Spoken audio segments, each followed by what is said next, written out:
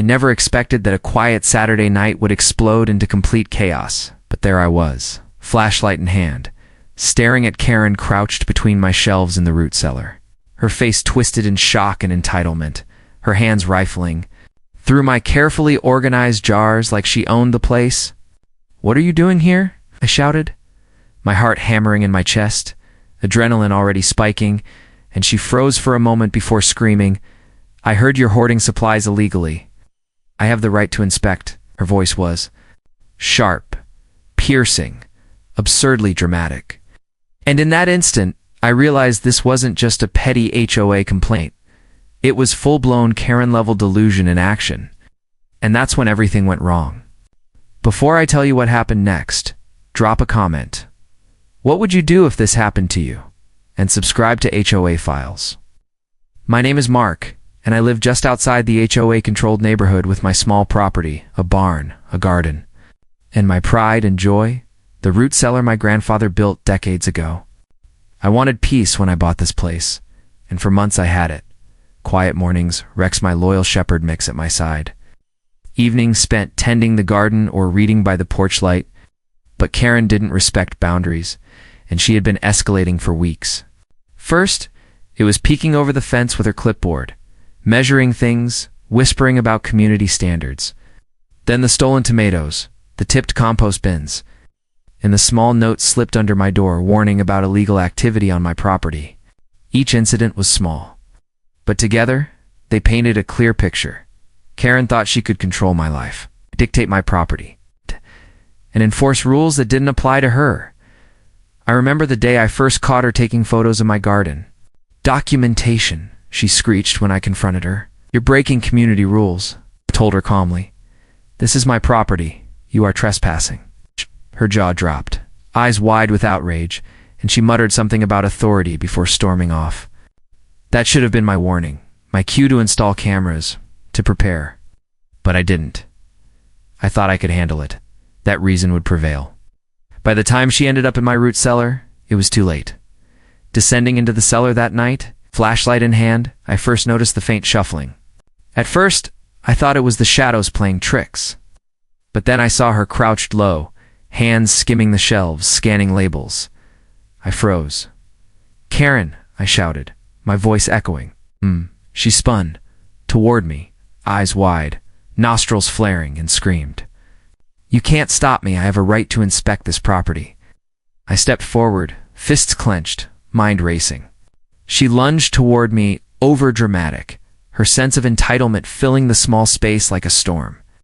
I slammed the heavy wooden door behind me, turned the lock, and leaned against it. Her reaction was immediate, a high-pitched shriek, followed by pounding and flailing. "You can't lock me in? I'll call the sheriff. I'll sue you. This is illegal." She screamed, alternating between threats, accusations, and nonsensical proclamations of HOA authority. I stayed calm, forcing myself to breathe. "Karen, you broke the law coming into my cellar. You wait here. The sheriff is on the way." For 45 minutes, she alternated between yelling, pounding, and trying to force her way out. Her voice ricocheting against the walls, echoing like a nightmare soundtrack. Rex sat alert at the top of the stairs, growling low, watching, waiting, perfectly aware that the human in the house was in control. Her entitlement and anger were exhausting, but I knew I had to stay firm. Any hesitation, and she would have tried to escape or manipulate the situation. I spoke calmly, over and over, repeating the same words, maintaining control, until finally, the distant sound of sirens made her shriek even louder. Mini cliffhanger number 1. She knew the law couldn't save her imagination. When the sheriff arrived, she bolted, screaming accusations of kidnapping and harassment, trying to turn the tables, to convince him she was the victim. Eyebrow listened to me, inspected the cellar, and calmly explained that HOA rules do not supersede private property rights. Trespassing is illegal, and Karen had broken the law. She sputtered, argued, then finally left, muttering threats about lawsuits and community retaliation. Mini cliffhanger number 2. Though she was gone, the possibility of HOA retaliation or a new Karen lurking was real. The next days were a blur of calls, neighbor testimonies, and HOA meetings. Multiple residents confirmed her repeated harassment. The HOA board voted to remove her from any authority or inspection powers. Cliffhanger number 3. While Karen was temporarily out of the picture, her obsession with control had made her notorious, and I knew she wasn't finished. My root cellar remained untouched, my supplies safe, and for the first time, I let myself relax, but only slightly. That night, I reflected on what had happened. Standing in my kitchen, Rex curled at my feet, I realized that peace is fragile. Boundaries must be enforced, and some people will push limits until someone responds decisively. Karen had been stopped, yes, but individuals like her don't vanish. They regroup. They find new ways to assert control. The lesson was clear. Document everything. Stay calm under pressure, and never underestimate an entitled HOA member. My home was my sanctuary, and I had protected it. But vigilance would always be necessary. The sheriff left, the cellar door locked, and I could finally breathe. Knowing that Karen's reign of chaos had been interrupted, but deep down, I knew this wasn't the end. There would be another confrontation, another challenge, and I had to be ready. The next morning, I woke up feeling an uneasy mixture of relief and anticipation. Knowing that Karen's audacity had crossed a line no one in the neighborhood dared to approach before, even as I sipped my morning coffee, I kept glancing toward the root cellar, making sure everything was intact. My nerves still jittering from the night before. Rex, usually calm in the mornings, paced near the stairs, tail low, alert, as if he could sense the chaos wasn't entirely over. The first incident of the day came sooner than I expected. A knock at the side gate, aggressive and deliberate. My stomach dropped. Peering through the blinds, I saw Karen, clipboard in hand, striding onto my property, her expression a mix of righteous indignation and pure entitlement. I felt a surge of anger, but I stayed calm, knowing that any rash move might escalate the situation further. She tried to flash what looked like official HOA documentation, waving it at me, shouting, "I have authority to inspect your property again. You cannot deny me." I stepped outside, hands raised slightly, trying to contain my own fury. "Karen, you're trespassing." "I will call the sheriff if you do not leave," she scoffed. "I've already been here legally." "You can't keep me from my civic duty?" Mini cliffhanger number 1 of this part. She had somehow convinced herself that showing up repeatedly, even after the sheriff's intervention, was within her rights.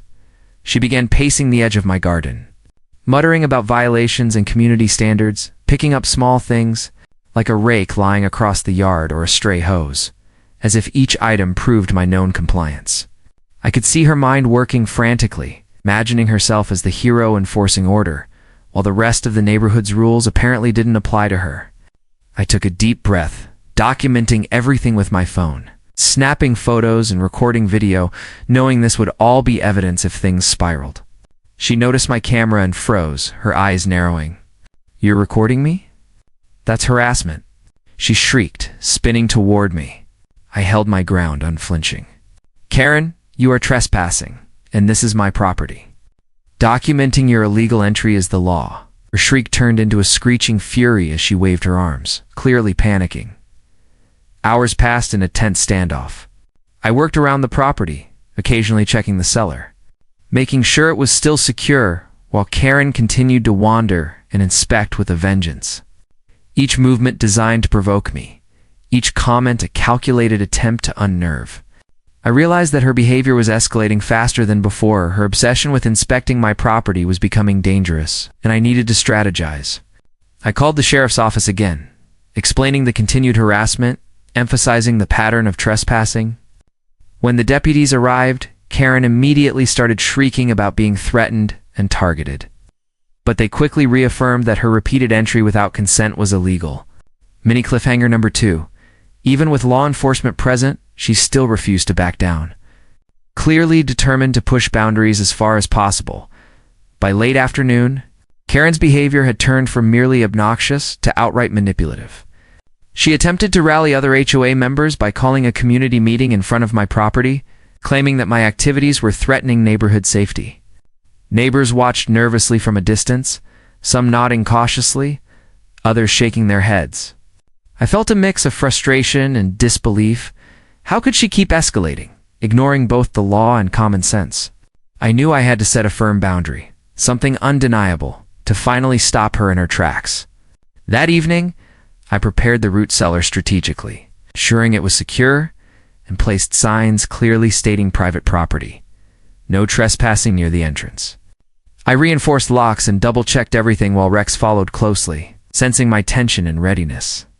Night fell, and I heard the familiar footsteps, slow, deliberate, full of false confidence. Karen had returned, evidently refusing to learn from previous encounters. She tried the back door first, then the side gate, her movements becoming frantic when neither yielded access.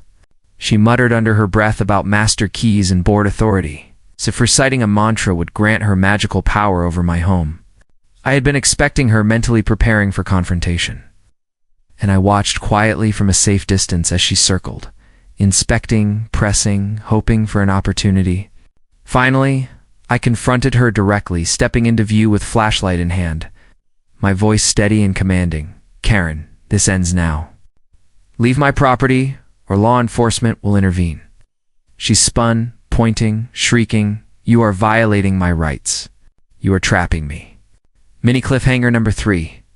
At this moment, I knew she was teetering on the edge of taking dangerous action to assert control. As the night wore on, Karen's frenzy escalated further. She attempted to force entry into the root cellar, shaking the door, trying to break the locks, and even yelling about contacting lawyers and authorities to remove me. I remained calm, observing her actions carefully, knowing that any wrong move could turn the situation violent.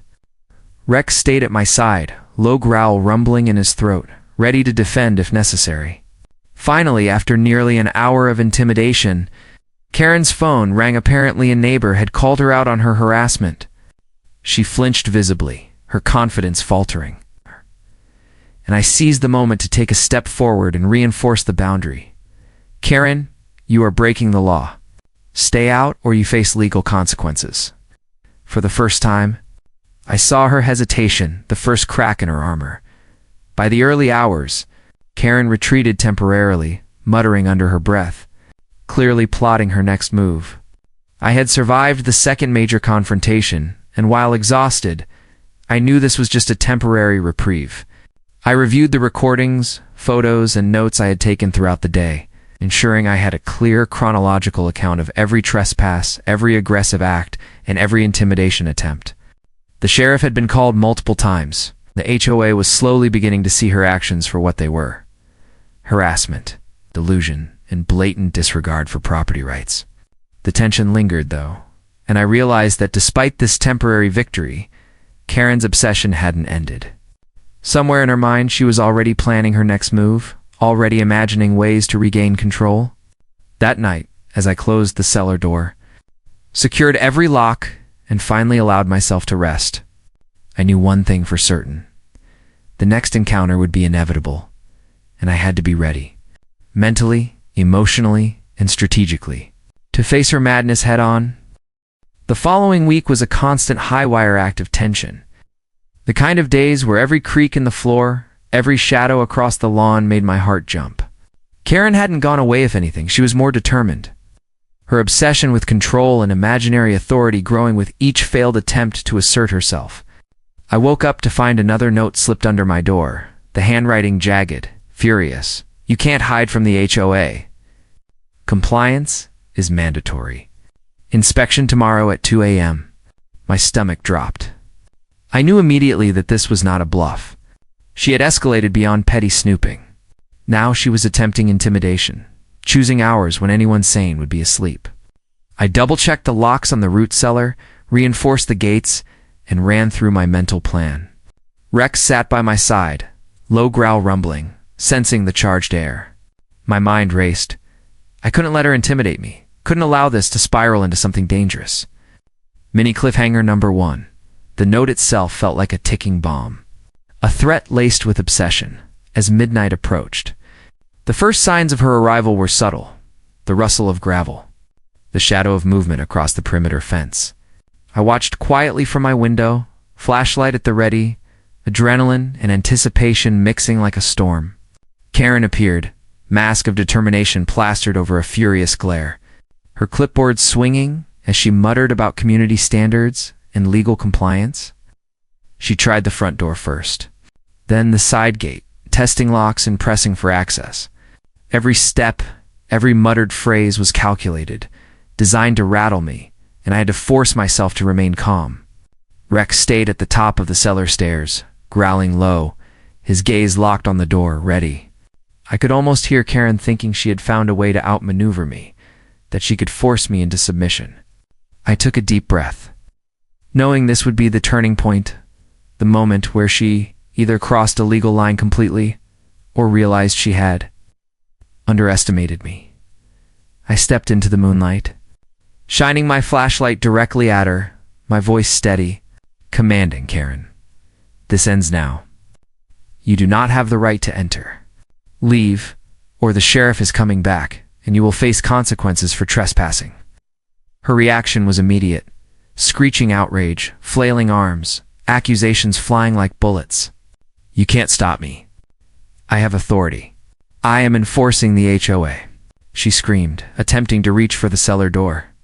I moved swiftly, closing the door behind me and locking it, my hands steady despite the racing of my heart. She pounded and kicked, her voice bouncing off the walls, shrill and panicked, alternating between threats, absurd justifications, and desperate pleas for imagined power. Rex barked sharply once, twice, and then sat, growling, letting her know that I was not alone, that my house was not hers. Mini cliffhanger number 2.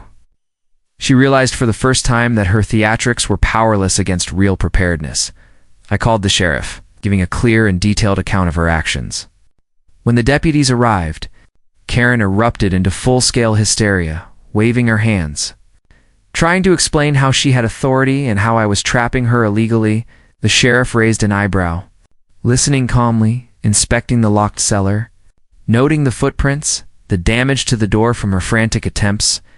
After a brief exchange, he turned to her, voice steady and unyielding. Ma'am, you are trespassing. You have no legal authority to enter this private property. This is a criminal act, she sputtered, tried to argue, but her words fell flat, her confidence collapsing as the weight of the law landed squarely on her shoulders. Mini cliffhanger number 3. Despite her protests, there was no escape from accountability. In the aftermath, the HOA board held an emergency session. Witnesses came forward to corroborate every act of harassment, every entry without consent, every threat she had made to neighbors and to me personally.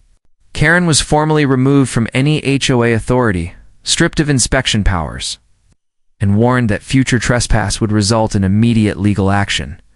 The sheriff documented the incidents fully, and I submitted my recordings and notes to the county authorities. For the first time in weeks, I felt a strange, heavy relief. My root cellar was intact, my supplies untouched, and Karen's reign of chaos temporarily halted. I allowed myself a moment of triumph, watching her storm away, furious, but powerless. Even with the victory, the emotional aftermath lingered. I spent the night reflecting on the ordeal, realizing the fragility of boundaries, the persistence of entitlement, and the importance of standing firm. Karen had been stopped, yes, but individuals like her rarely disappear completely. They fester, they regroup, they find new ways to challenge control. I reinforced my property again, checked locks, reviewed surveillance, and sat quietly with Rex curled at my feet. The lesson was clear: protect your space, document everything, remain calm, and respond decisively. Karen had been exposed, defeated legally and socially. But the war of vigilance was ongoing, as I finally leaned against the wall of the root cellar. Exhausted yet triumphant, I understood that life around HOA extremists is never truly peaceful. Karen might be gone from the immediate scene, but somewhere her obsession simmers, waiting for the next opportunity to test boundaries. And me, I would be ready, always alert, knowing that the next confrontation was inevitable. The root cellar was safe, the locks held firm, and for now, peace had returned, but only temporarily. Because in the world of entitled HOA members, the next Karen could appear at any time, testing your patience, your resolve, and your courage once again.